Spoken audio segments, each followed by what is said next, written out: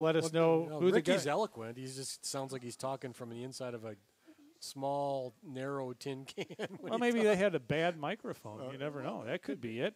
Anyhow, regardless, it is time to go fantasy racing. We do that with Dan Beaver. Hey, Dan, how are you?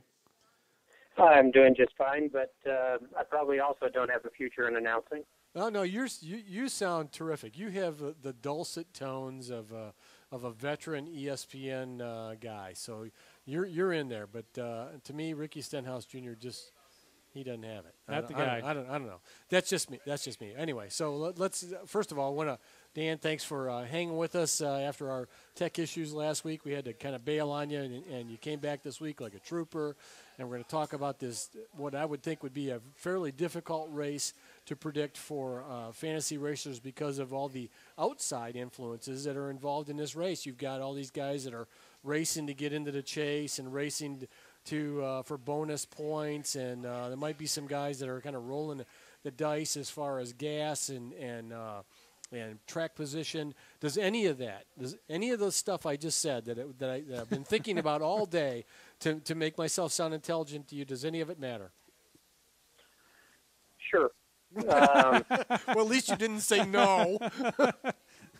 It all matters, but it's really still going to come down to a driver's recent momentum and his record at Richmond, and where those two things overlap. Oh, you fantasy guys are so boring, but go ahead.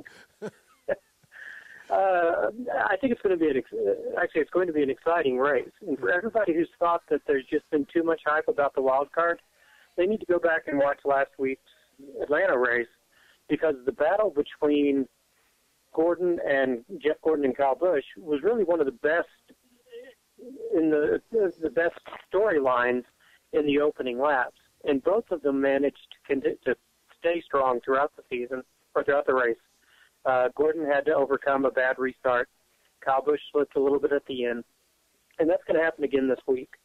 Carl Edwards has a good but not great record here. He's got a lot of top fives, but not a top 10. He's going to be a factor. Denny Hamlin's going to be a factor after finishing well on two tracks where he traditionally struggles. So I think that, but all of those things are predictable not just because of their position in the standing and their battle for the wild card or their battle for bonus points in the top 10, but also because of how well they've run at Richmond in the last couple of years. Are there guys to stay away from in this race, guys that